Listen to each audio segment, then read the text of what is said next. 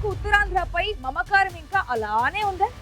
గతంలో ఉత్తరాంధ్రను ఏదో చేద్దామని చూసిన ఆ నాయకుడు కాలం కలిసి రాకపోయినా తర్వాతైనా అనుకున్నది చేద్దామనే పట్టుదలతో ఉన్నారా? అందుకే మళ్ళీ ఉత్తరాంధ్ర వేదికగా పోరాటానికి అధికార పీఠం దక్కించుకోవడానికి గ్రౌండ్ రెడీ చేస్తున్నారా? ఉత్తరాంధ్రలో విశాఖ నగరంపై కన్నేసిన ఆ లీడర్ ఎవరు? ఏంటి ఆయన ప్లాన్? సార్ చూద్దాం పదండి.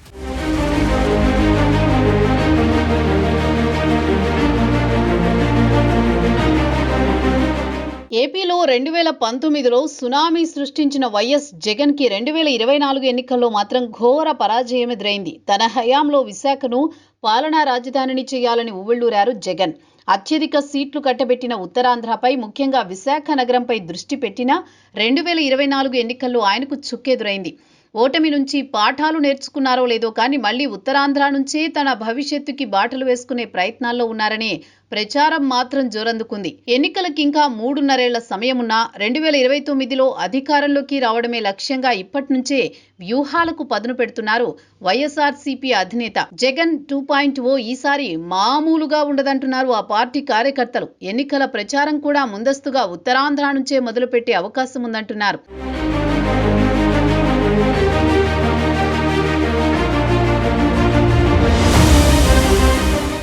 ఇటీవల రాష్ట్రంలో జరిగిన కొన్ని ఘటనలతో వైసీపీ మళ్లీ పుంజుకునేందుకు ఉత్తరాంధ్ర ఊతమిచ్చేలా ఉందన్న ప్రచారం కూడా ఆ పార్టీకి కలిసొస్తోంది. ఇటీవల విశాఖ, అనకాపల్లి జిల్లాల్లో జగన్మోహన్ రెడ్డి పర్యటనకు వచ్చిన స్పందనతో పార్టీలో ఆశలు చిగురిస్తున్నాయి. ఎన్నికల తర్వాత అసెంబ్లీలో కూడా అడుగుపెట్టిన జగన్ అప్పుడప్పుడు అరకొరగా పార్టీ ముఖ్య నేతలు, కార్యకర్తల పరామర్శలకు తప్ప మరెక్కడికి వెళ్లలేని పరిస్థితి ఉండేది. కానీ ఇప్పుడు ఆ పరిస్థితి మారిందంటున్నారు.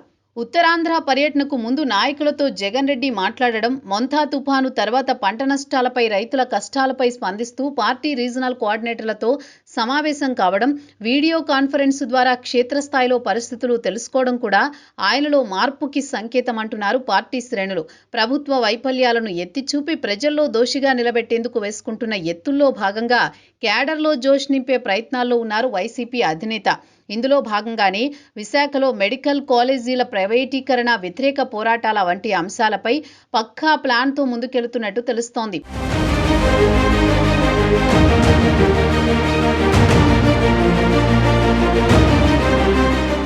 వచ్చే ఎన్నికల్లో కూడా ఉత్తరాంధ్ర నుంచే ప్రచారం మొదలు పెట్టేలా వేసుకుంటున్న ప్లాన్ని పక్కాగా అమలు చేసేందుకు రంగం సిద్ధమవుతోందట.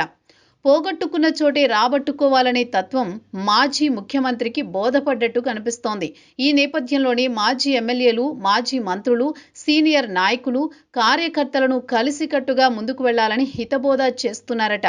ప్రభుత్వం మీద ఒత్తిడి పెంచడం ద్వారా తమ సత్తా చాటాలనే స్పీడు పెంచుకుంటున్నారు ఆ పార్టీ సీనియర్లు. ఒకవైపు పార్టీని బలోపేతం చేసుకుంటూనే కూటమిలో కుమ్ములాటలు, స్థానికంగా ఆయా పార్టీల నేతల మధ్య ఉన్న మనస్పర్ధలపై దృష్టి పెట్టి వాటిని అస్త్రాలుగా మలుచుకోవాలన్న ఆలోచనతో ఉందట వైసీపీ నాయకత్వం. ప్రస్తుతం ఉత్తరాంధ్రలో వైసీపీకి ఒక ఎంపీ, ఒక రాజ్యసభ ఎంపీ ఉన్నారు. మరోపక్క శాసన మండలిలో ప్రతిపక్ష నేతగా పార్టీ సీనియర్ బొత్స సత్యనారాయణ ఉన్నారు. 2 ఎమ్మెల్యేలు, 4 ఎమ్మెల్సీలతో పాటు వైసీపీ నుంచే 2 జెడ్పీ చైర్మన్లు కూడా ఉన్నారు.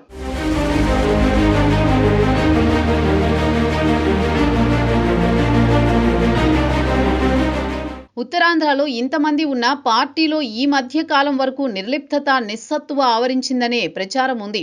ఇటీవల జగన్ చొరవ చూపి చక్కదిద్దే పనిలో పడడంతో మళ్లీ క్యాడర్లో ఉత్సాహం ఉరకలేస్తోందట. ఇప్పటి నుంచే అలర్ట్ అవ్వకుంటే కష్టమన్న అభిప్రాయానికి వచ్చిందట పార్టీ అధిష్టానం.